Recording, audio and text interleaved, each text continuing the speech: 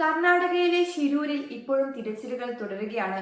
വേറെ ആർക്കും വേണ്ടിയല്ല, അർജുനു വേണ്ടി. കഴിഞ്ഞ 16-ാം തീയതി കർണാടകയിലെ ഷിരൂരിൽ മണ്ണിടിച്ചിലിൽപ്പെട്ട് കാണാതായ അർജുനു വേണ്ടിയുള്ള തിരച്ചിൽ ഇപ്പോഴും തുടരുകയാണ്.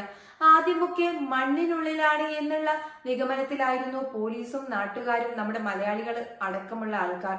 എന്നാൽ പിന്നീട് ആ ഒരു നിഗമനം തെറ്റാണെന്ന് കണ്ടെത്തുകയും പുഴയ്ക്കകത്ത് മണ്ണിടിച്ചിലിനോടനുബന്ധിച്ച് രൂപപ്പെട്ട ആ ഒരു മൺകൂനയിലേക്കും തിരച്ചിലുകൾ തുടർന്നു. 300 മീറ്ററോളം നീണ്ടിട്ടാണ് ഈ മണ്ണിടിച്ചിൽ വ്യാപിച്ചു കിടക്കുന്നത്. അതുപോലെ അക്കരെയുള്ള വീടുകൾ പോലും നശിച്ചു പോകുന്ന തരത്തിൽ ഈ മണ്ണിടിച്ചിൽ വ്യാപിച്ചു കിടന്നിരുന്നു. അതുപോലെ തന്നെ ഒട്ടേറെ നാശനഷ്ടങ്ങളും കുറച്ച് മൃതദേഹങ്ങളും കൂടി കണ്ടെത്താൻ സാധിച്ചിട്ടുണ്ട്.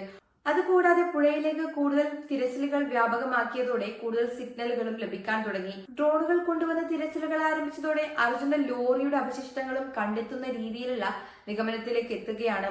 കഴിഞ്ഞ ദിവസം കർണാടകയിലെ അധികൃതർ ഇത് സ്ഥിരീകരിച്ചു കഴിഞ്ഞു. അർജുന്റെ ലോറി ഇത്രയും ദിവസമായിട്ടും കണ്ടെത്താൻ സാധിച്ചിട്ടില്ലായിരുന്നു. അർജുന്റെ ലോറി പുഴയിലെ 3 ഇടങ്ങളിലായാണ് വ്യാപിച്ചു കിടക്കുന്നതെന്നാണ് അറിയാൻ സാധിച്ചത്. അതുപോലെ തന്നെ ഡ്രോൺ ഉപയോഗിച്ചുള്ള തിരച്ചിൽ ഇപ്പോഴും തുടർന്നുകൊണ്ടിരിക്കുകയാണ്. ഇതിലൂടെ തന്നെ അർജുൻ ക്യാബിനകത്തുണ്ടോ ഇല്ലയോ എന്ന് ഇനിയും കണ്ടെത്താൻ സാധിച്ചിട്ടില്ല. എന്തായാലും അർജുനു വേണ്ടി പ്രാർത്ഥിച്ചുകൊണ്ടിരിക്കുകയാണ് നാടും നാട്ടുകാരും നമ്മുടെ കേരളക്കരയും.